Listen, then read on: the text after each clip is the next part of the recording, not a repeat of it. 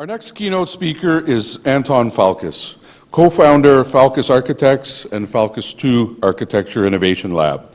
His designs are not only functional, they are so beautiful that his work is being featured at Toronto Art Gallery's Urban Space TO later this month. So please make a point and try and attend. Anton studied architecture at the University of Applied Arts in Vienna. He's a licensed architect in Austria and in Liechtenstein. Together with Cornelius Falkeis Sen, he is the co-founder of Falkeis Architects. Their architectural work has been widely published. Among these are Madhouse Memorial Museum and Documentation Center of Austrian Resistance, Rooftop Enlargement University of Applied Arts, Vienna, Kurthaus Street, Stephen Square, Vienna, Austria Abroad, Exhibition Austrian Parliament, Vienna, Active Energy Building, Vaduz. The work was exhibited at Venice Biennial in Kuala Lumpur, New York, Los Angeles, Vienna, and Berlin. He started his academic career as a guest researcher at the University of Tokyo, Japan, has been teaching and lecturing internationally, and was guest professor at Nanjing University of Art in China. He's a full professor at the University of Applied Arts in Vienna, where he was Vice Dean, School of Architecture, founding head of the Department Social Design, and Dean of Industrial Arts and Society. Currently, he is head of special topics in architecture's design. He is visiting critic at ETH Zurich and a frequent speaker at international conferences. Anton is JSPS Fellow of the Japan Society for the Promotion of Science. Would you please welcome Anton?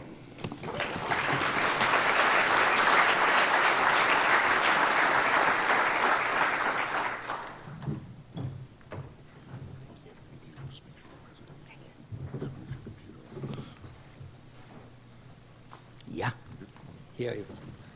Okay. Yeah, thank you so much for the introduction, and thank you for having us here, also on behalf of my partner, Cornelia Falkeis. But let me start sharing with you some of our thoughts about the theoretical foundation, what we call active buildings, and the urban approach to energy production. So what we see, and I think this is sort of known already in the audience here, is that over the last decades, urban agglomerations really have been very successful in absorbing population growth and drawing in rural population. That was what we see all over the place.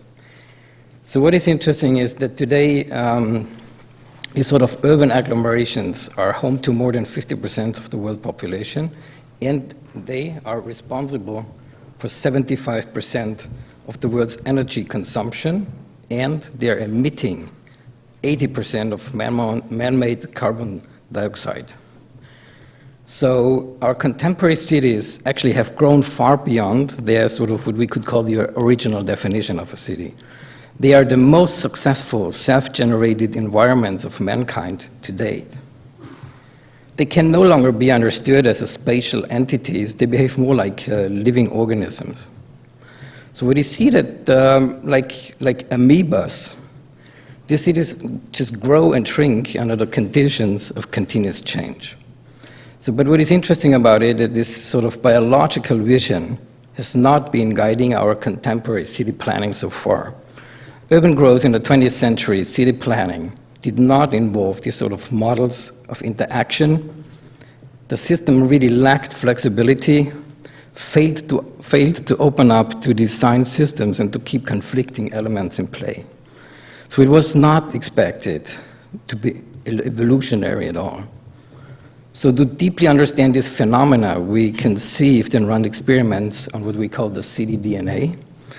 So we invented tools and instruments to analyze the urban phenomena, generating a new set of data to develop a contemporary city planning practice. So as already said, like living organisms, our future cities have to be self-sustainable, producing energy locally.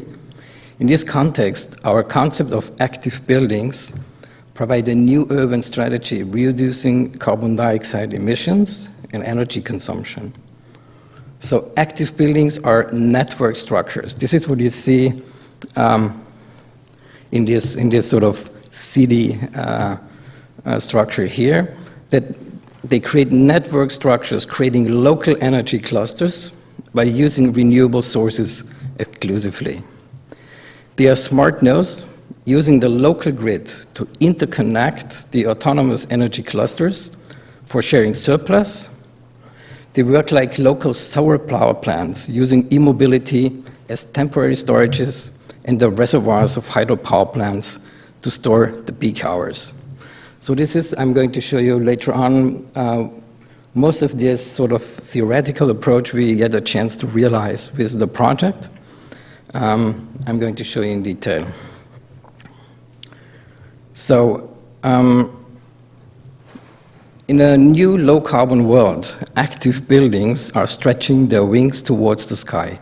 Photovoltaic cells and phase-change materials, as part of a movable building envelope, are harvesting solar radiation for energy production and heating and interstellation for cooling. Building integrated energy production systems are utilizing renewable energy sources exclusively. So actually what sounds a little bit like the introduction to a science fiction movie is the brief description of the active energy building we had a chance to realize. So this is the first built prototype of an urban and decentralized energy production system.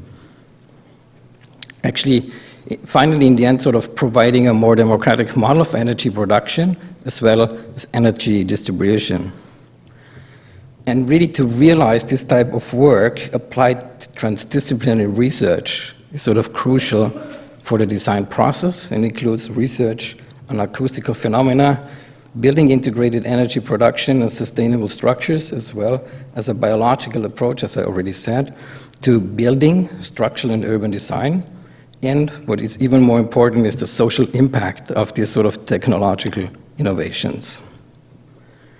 So actually, throughout the design and construction process, some of these research findings were developed further into innovative sort of products, such as the 3D sound system, which we developed in cooperation with Müller BBM, the acoustical active 3D light fields with White True Innovation, the high-performance concrete with a really outstanding reproduction quality with Lafarge Holcim, or the multi-component molding technique in cooperation with Alpha Beton.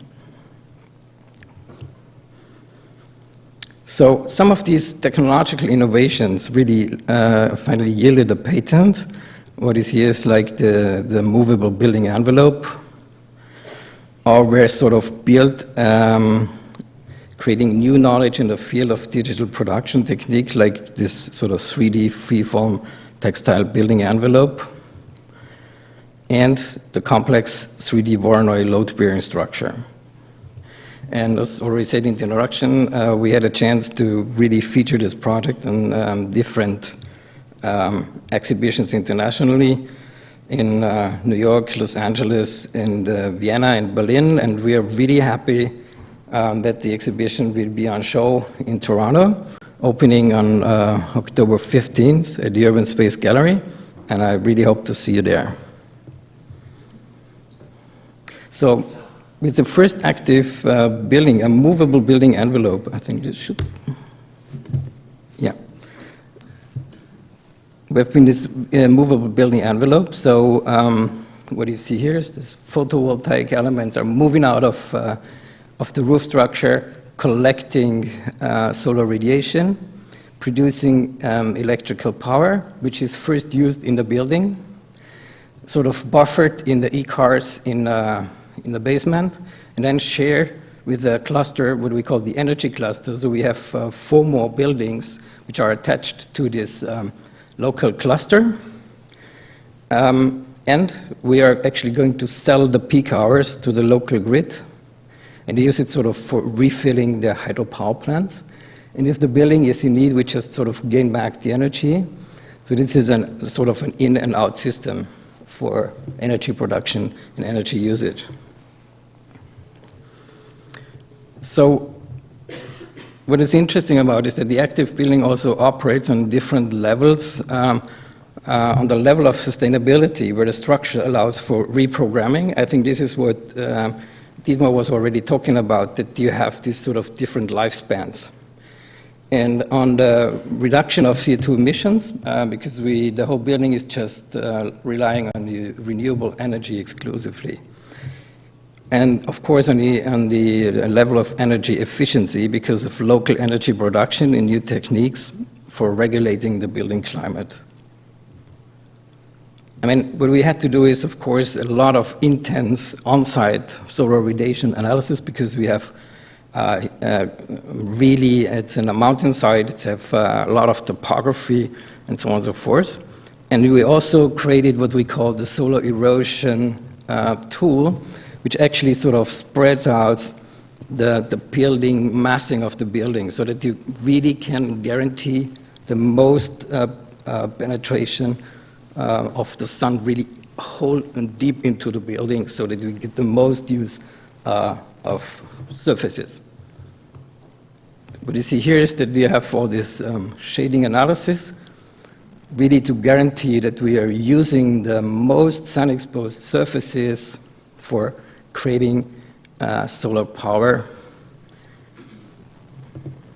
And the other thing is that we developed this sort of what we call active building, this sort of moving elements for collecting heat and solar radiation. So the sun is out, the panels are moving out of the roof, following the sun all day long, and sort of increasing the solar power gain. Just to give you an idea about our design process and research methodology we apply in our project development, I really go briefly to talk about a project which is called electroacoustic space. This is a thing we built for the Mauthausen Memorial with Joe Zawinul.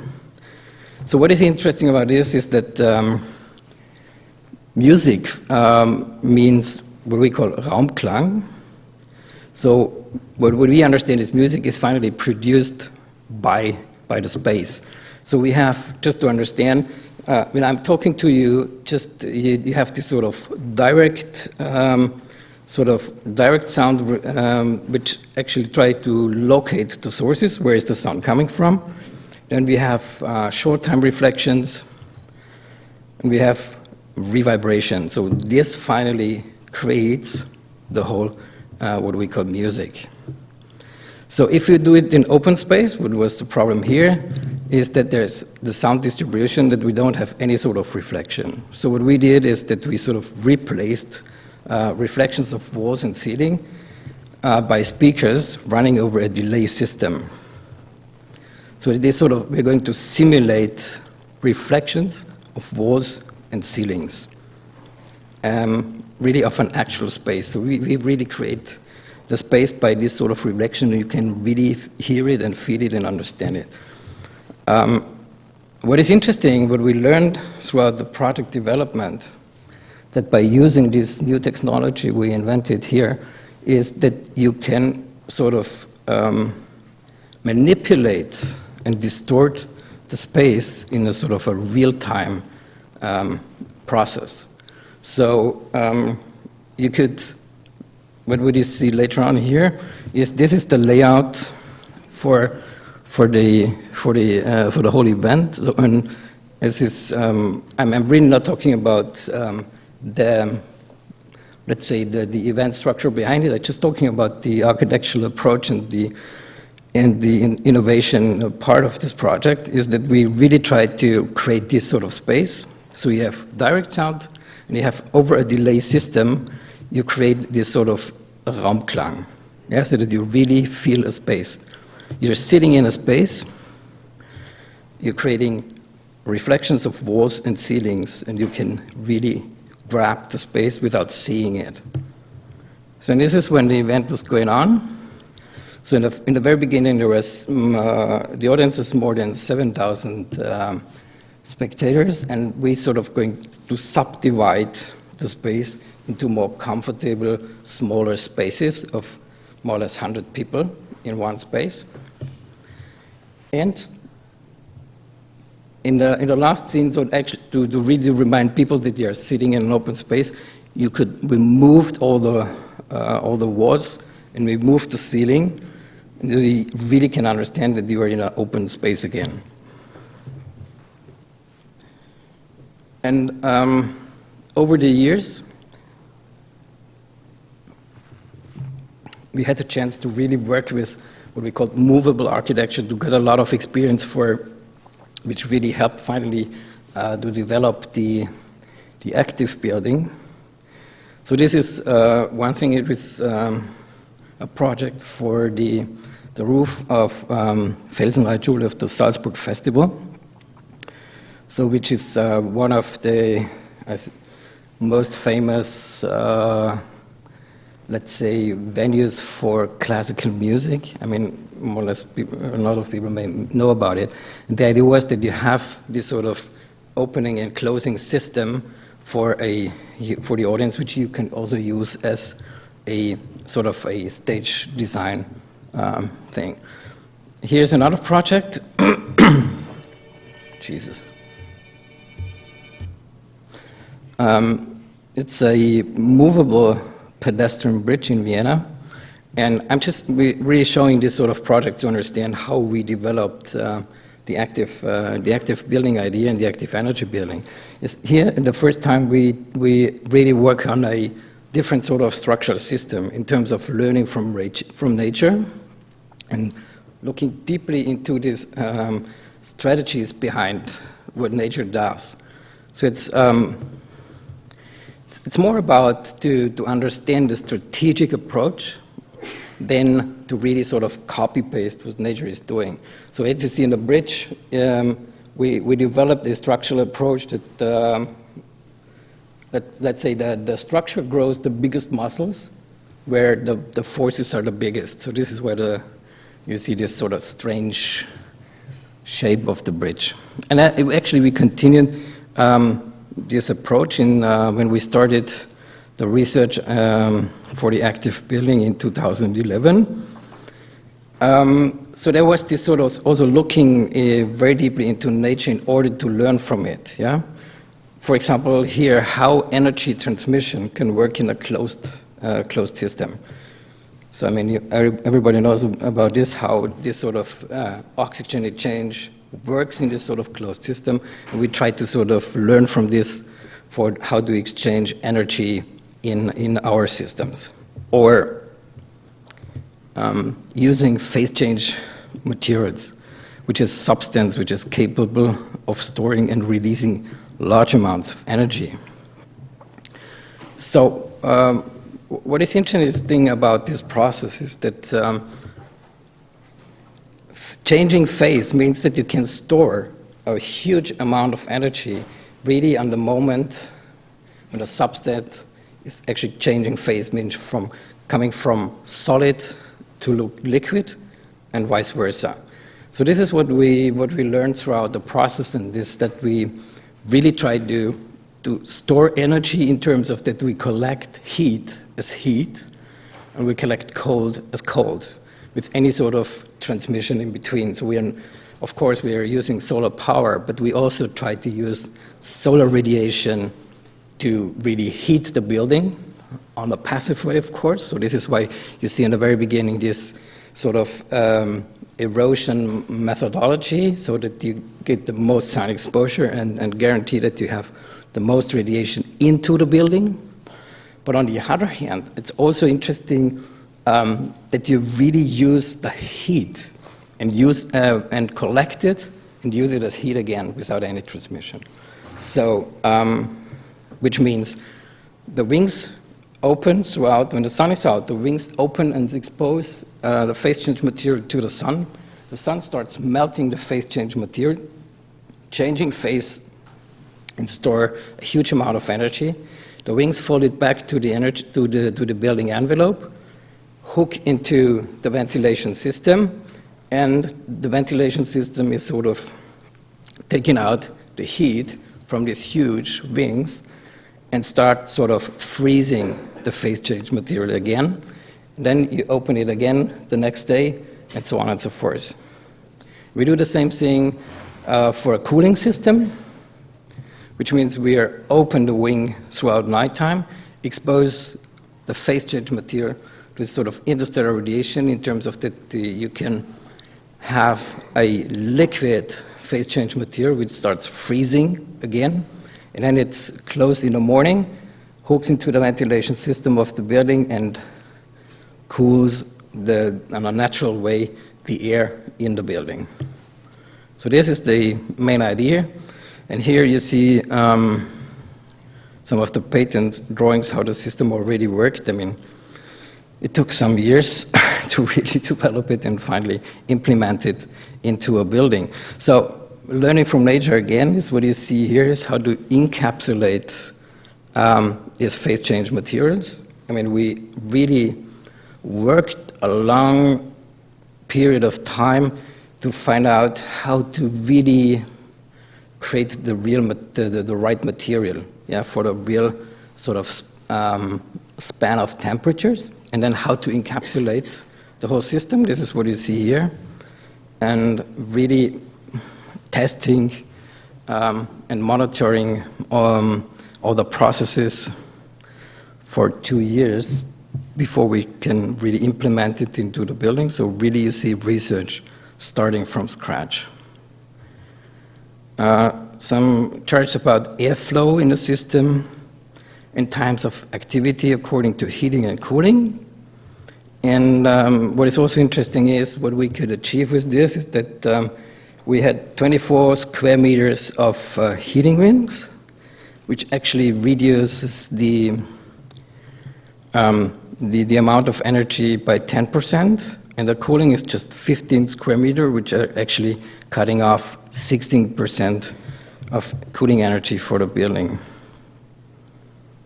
So again, how these wings work. So the sun is out, the heating rings are open, phase change takes place in the wings, and then they fold it back and start heating the building because it's part of this ventilation system. And same thing for cooling. So the wings are open during nighttime. The already liquid phase change material starts sort of solidifying again over nighttime, and then it's folded back to the system and starts cooling the building over the day. So this is when the first heating wing arrives on site and becomes part of the movable building envelope. And also here you see the cooling rings as part of the envelope, which are on the east side. It is really in a testing phase during the construction work is still going on. I mean, what is really interesting about it, the whole project, is that we started building partly, and we didn't already have finished all the research. So it was a sort of a parallel process, which was really interesting to us, but it was also somehow a sort of a crazy approach that you really start from scratch, developing something new, and figuring out what else you can develop and have to develop to implement it into a building. Yeah? Because regularly you have research, then you have application, figuring out, testing, and then finally you can sort of implement it into a building. So this is interesting, of course, because this is a really new approach to do things like this, and we had a lot of sort of feedback on this. How can you do this? Yeah, how can you make it work? And of course, I mean, it was a lot of testing phases in terms of creating it as a 3D model structure, testing it and then testing it in a real mock-up. So this is the PV tracker. What you see here, and what we finally figured out with the testing models is that we could really increase the power production by almost 300%. So it is a factor 2.9, just by following the sun all day long. So this is a sort of a surface normal which always points toward the sun. And I mean, this was the intention, and this was the 3D model and testing it on a model. And I think this is 2 years in between, when you see that finally the thing is applied and attached to the building and works as part of the movable building envelope. So just to give you an idea how big these things are. So they are up to 14, 15 square meters, which are lifted out of the roof, and it's like a big sail ship. So this is the one-to-one. It's really a full-scale mock-up. What you see here now, how the wing is coming out of the roof. Position itself towards the sun. Then the heating wing sort of recognizes that there's enough solar radiation, and it opens up, actually sort of facing towards the sun again. The PV tracker starts moving towards the sun all day long. So this is what you see here in the 3D model. So this is energy production systems attached to the building. I mean, main thing of the roof also is that, I mean, that you can fold back the whole PV tracking system into the roof, so it really disappears in the roof in terms of high wind speeds, so it's really a flat surface again. So what you see here is that all this energy technology has to be part of the building envelope, and we were really looking for a structure, a load-bearing structure, and we again tried to figure out what nature would do with this. And we came across the idea that how would nature create a lightweight structure which is able to bear all these sort of dynamic loads. And what we did is actually we turned a Voronoi structure borrowed from nature into a 3D model, and cutting off from this 3D model the load-bearing elements. So what we did is we lofted the very well-defined Voronoi mathematical system into a three-dimensional load-bearing structure. The interesting thing about it is that you can have a system which uses this sort of, we see here, these attractor points, so that you can adapt the structure until you're going to build it to all different sort of circumstances.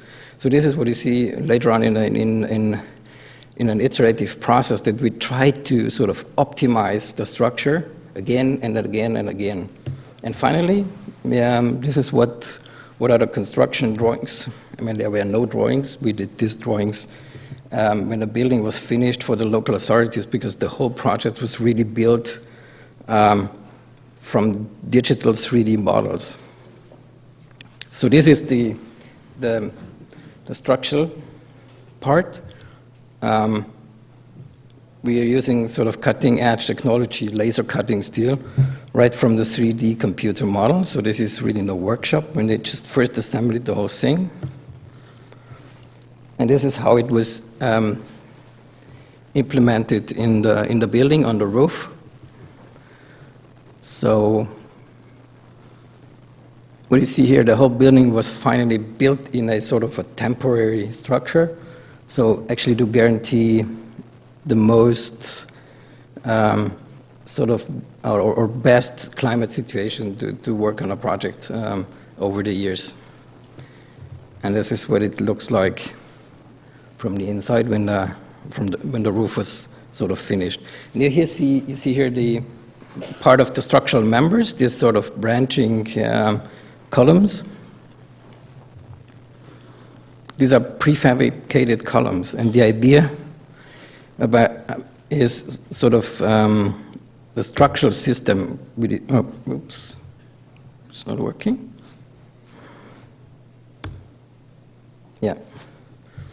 So, just to understand the structural system, this is it's not a rendering, it's a real drone flight in the building when we actually finished more or less part of the structural elements in place. So that what you see is that they start growing from the basement to the top. I will come back to this later on, and this is how it looks like in the finished building. You also see these lightning systems. I mean, this is what also Dietmar was referring to, that we tried to bring in as much natural light as possible. And also the bathrooms, which are sort of in the building, which have sometimes no access to natural lighting. We tried to have this sort of system that you can sliding elements, you can open them, and you have daylight all over the whole day you can use in the whole building. So there's no natural light, all natural lighting. And the artificial lighting, which just comes in at the beginning and the end of the day, is throughout the whole building is this LED lighting, and it's already part of the whole concept of energy production, energy saving, and so on and so forth. And what you also see here, I mean, these are, I forgot to say, it's all rentable apartments. So, I mean, this makes it very different from an office building. So, but even here, the client was actually going really far and saying, okay, what can we do in terms of saving energy? And one of these things was that you see here, it's a lot of furniture pieces are already there. Either they create walls or they create barriers or things like this, like you see here.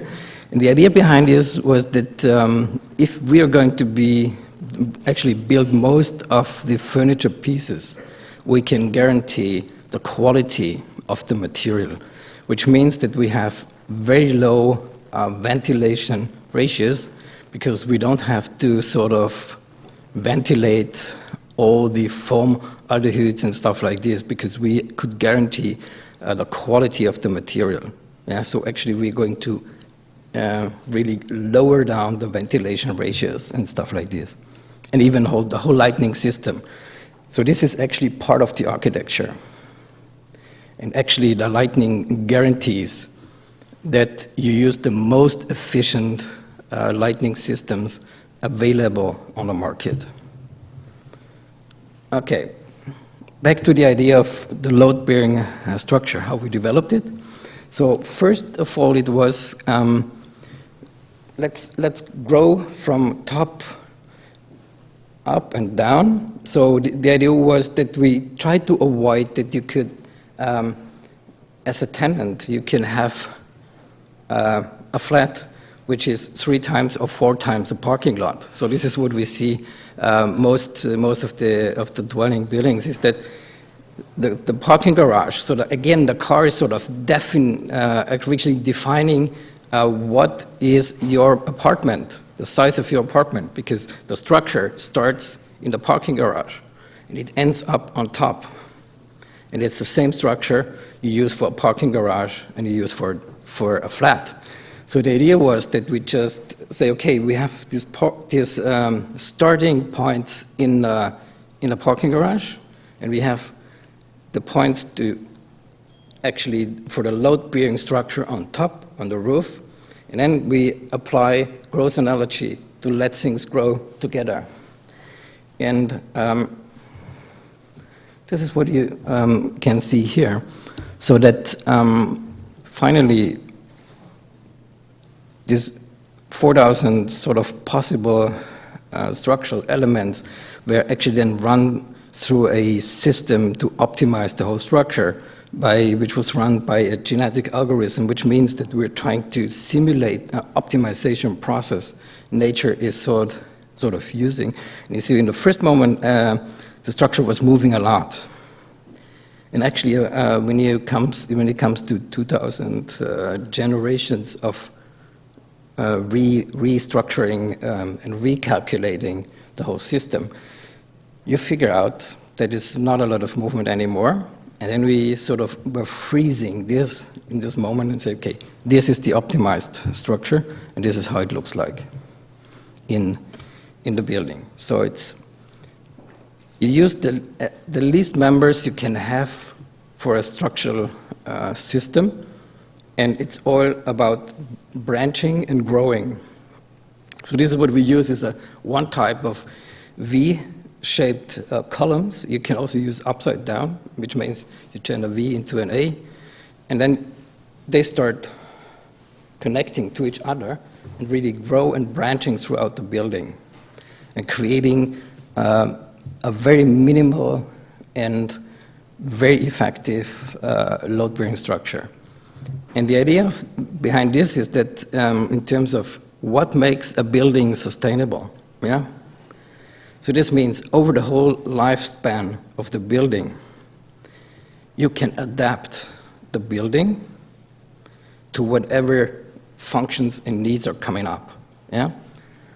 But without touching the structure. So this is the build structure you see here, and anything else which is in the building is lightweight structure.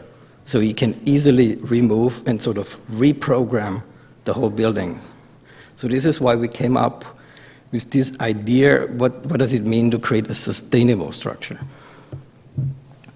Yeah, here you see how the structure branches throughout the whole system, and how they're going to connect and actually using the same type of columns in different ways. This actually brings me to our ongoing research in terms of cover all aspects of sustainability. So what we do now is that we try to focus on applying our research findings in terms of structure to other material properties. So what you see is it's like wood components and mass timber products, so that you can actually transform the same idea into an other sort of materialization. The same thing is true for building integrated energy production. I mean, since we have actually proved that the system works in the most complex setting, yeah? I think what we are doing now is that we're sort of going to reduce complexity. But the approach in research in the first moment is that we try to build and realize the thing in its most complex form, because then it's the whole thing, then you really can guarantee that it works on every level and every scale. So now we're going to sort of reduce complexity to create, let's say, more regular systems which can be part of any building envelope. And I think the same thing is true for the textile building envelope, what you see, which is applied here to the project, is that what we learned a lot how to create this sort of three-dimensional free-form structures, but it's not because we are in love with free-form structures, of course, but the idea behind is that you create this sort of self-supporting structure. For example, here we can span 70.5 meters without any supporting system, yeah, because of the form, because it becomes so self-sustaining and so stiffening that we only have to sort of penetrate. This is always a problem, as we heard in the morning, to penetrate the building envelope, yeah, to attach this to a building. And if you just do it every 17.5 meter, I mean, there's not a lot of things to do in this sort of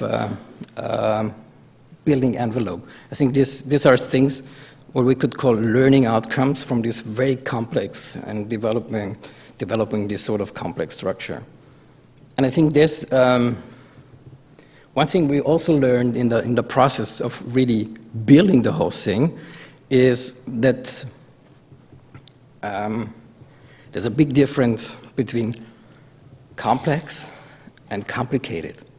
Yeah, so people always mix it up, and I think every meeting with building contractors and clients always start, don't mix it up, yeah? It's complex, but it's not complicated. Yeah. So because if it has a clear logic behind it, how systems and things work together and sort of rely on each other, yeah, then you really understand that it's complex, but it's not complicated. This is true for the structural system on top, this Voronoi, which is really borrowed from nature, and I think this is this mathematician, Mr. Voronoi, who really sort of figured out how this sort of structure is based on a real, very precise mathematical system. Yeah? So this means that you easily can transform it from a design process into a building process without anything in between. So you just hand over the 3D data for the production. So there's nothing in between, which makes it complicated. What we also actually working on now is that we try to follow this line of decentralized urban energy production and just figure out what it means to different climate regions on the planet. Yeah. So what we see here is that we actually do a lot of research on these different sort of climate zones. We have, for example, Vienna, Los Angeles, Helsinki, and Mumbai, because of different sort of urban density, of course, different climate regions, different sort of layouts on urban spaces, growing versus grid structures, and so on and so forth. And we also look into how the programs are working in these different sort of urban settings. We really look very close into one neighborhood, figuring out what is the solar gains we could create. I mean, what is interesting to see is that, of course, Los Angeles is much higher, for example, than Vienna or Helsinki. But in the end, you will see that with the whole system and the energy consumption, you actually end up feeding the same amount of flats in Vienna and in Los Angeles. Even Los Angeles has much higher solar radiation, yeah? But it's just of consuming a different sort of amount of energy. So I think there's also a thing which needs more balance and more to work on it. I think this is a moment starting off and kicking off the idea what would be next in this what we call the decentralized urban energy production.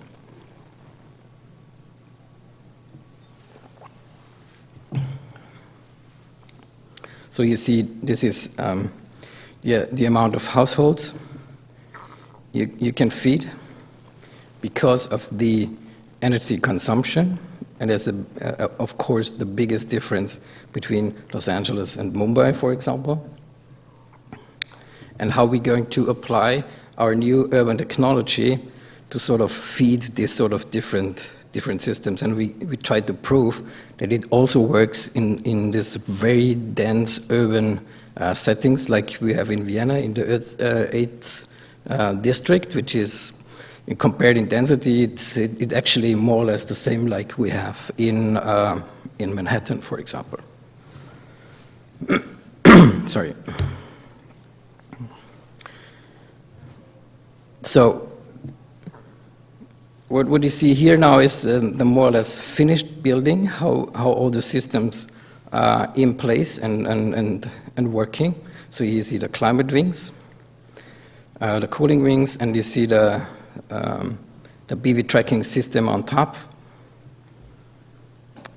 And the whole south side of the building is also equipped with these lamella systems generating solar power for the building. And so you see one of the PV wings. And again, here it's really what we could call the most complex form, because you see, it's just optimized in terms of structure, and you have all irregular forms applied to this project, just to prove that it works in the most complex setting.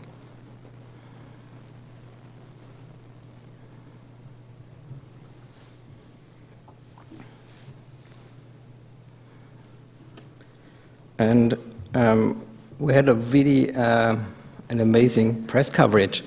And what was really perfect, this was when we moved our exhibition from New York to Los Angeles. The main Swiss newspaper, Neue Zürcher Zeitung, was really presenting in the feuilleton as the anti-Trump house. And I think this was really super amazing, because everybody in Los Angeles was saying, wow, that's great. It was very helpful.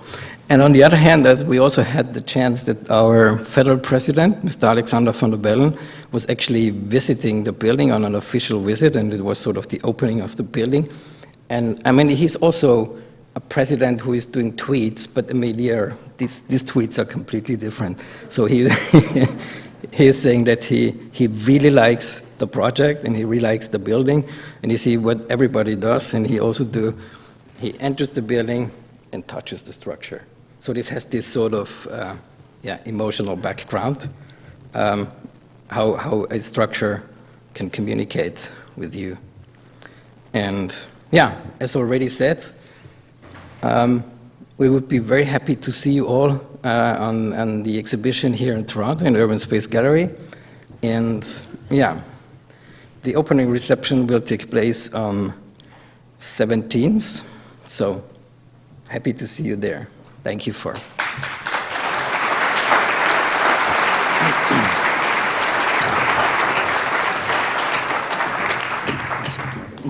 Thank you. Thank you, Anton. Do we have any questions? We got a few minutes here. Can I ask you to step up to the microphone back there? We'll start with the young lady. Thank you so much. That was a very interesting presentation. It's so exciting to see this level of R&D being implemented in a real building. My question is about the sensors, because so many of these elements rely on sophisticated sensors, and I was just wondering about the technology in terms of the sensors, whether you're finding it's advanced enough, is it keeping up, and more importantly, does it last over time? Like, how long will those sensors last? How often do you have to replace them? Yeah, that's what I say. It looks complicated, but it's just complex. So this means the sensors we use are just thermosensors. All the other thing is very clear. How to follow the sun is very clear, because this is a program. This is a clear algorithm, which is an astronomical program. Yeah? So we know what position the sun has at that single moment of time. And I mean, if this changes, I mean, then we have sort of completely different other problems. So then we're not talking about efficiency anymore. So, but I think this is very clear. So we don't have to sort of reinvent everything. But I think, and even so, it's relying on software, yeah. And we even don't monitor the movement of the panels, because it's very clear. Yeah, they just follow this astronomical program. Thank you. Okay, so you explained what you meant by electroacoustic space, which was pretty neat. Yeah. But in one of your slides, you had a line referring to acoustically active three-dimensional light fields. Yeah. I was wondering what that is. Yeah, I mean, this is we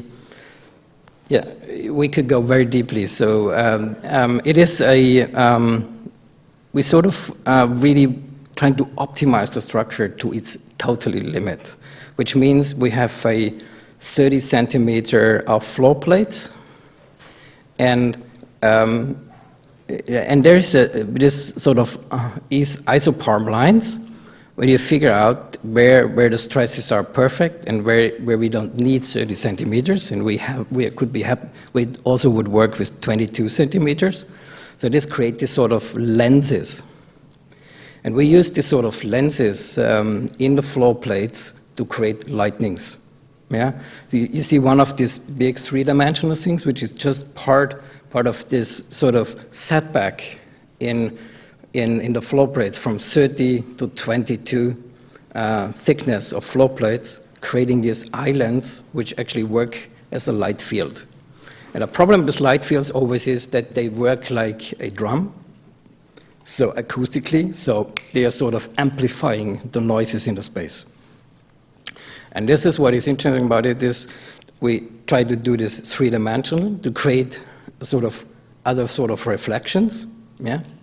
And we had a double-layer system which actually creates, beyond the first level, creates an absorber. So you really can sort of control the acoustic environment of these spaces through these sort of light fields. I mean, because it's some things we, as architects, most of us forget about, that, there's something else in the space. You can hear the space, and I think this can be really disturbing if it's not working. Thank you for the question. Thank you. We have one more over here. We have time for Yeah. Great. Yeah, thanks so much for the presentation. It looks to be a very innovative building with lots of new technologies. I had a question about weather and wind with the wings, both the solar panels and the phase change. Because you said that you're checking the temperature to know when to open them, but do you look at wind or ice or snow concerns? Yeah. So we of course have our own sort of weather station on the building, but we also work with weather forecast systems from the Swiss government, and so we can, so the system, yeah, make a decision and say, okay, solar radiation is like this, should we open or not? The wings are charged like this, okay, we don't move it. Or the wind speeds are very high, the system starts folding back into the building envelope. So this is software-driven regulation. So you don't make a decision, the building makes the decision. Sorry, I'm just, a little bit jet lagged. We have one more over there. Okay. Hey, my name is Aya. I'm from EQ Building Performance. I just have a question about the structure. Do you think such structure could be used in other buildings, or is it more efficient to use from like concrete point of view and materials, life cycle analysis? Did you look into that? Yeah. I thought what you see throughout the whole structural development, yeah, and sort of materializing the system. Even we talk about concrete, we're trying to minimalize the amount of material which is in charge of creating a structure. So this is true for what we're talking about floor plates, but it's of course even more true for the structural elements. And you see this sort of really interesting shapes. You see how the columns sort of perform. This has a lot to do with structural approach. Yeah, and I think, but we as an architect try to match different levels of. It's not only about function. It's not only about structure. It also has to work in the design system. Yeah, and I think it's interesting to see how this. I mean, for example, how we created the columns. It's very clear. You see the structural analysis. You see, you just get a sort of a straight line telling you this is how the forces are work in the system. And what we did is that you see all the building starts in the very beginning, how the massing of the building works. So the system starts moving and starts opening up, yeah, and create a different sort of massing of the building. And the same thing was true with what we did with the structural elements. So we had a very clear idea where has the structure to be. And what we did is that we used the concrete and just the axis of the structure stay in place, and the whole concrete stuff moved with the building movement. Yeah, and this is how the structure was created. Yeah, and this creates this sort of interesting shape.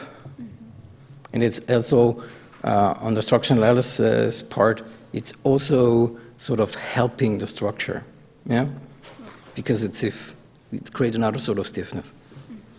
Thank you. Thank you very much, Anton. Thank you. Thank you. That's wonderful. Look forward to seeing you in Vienna next year.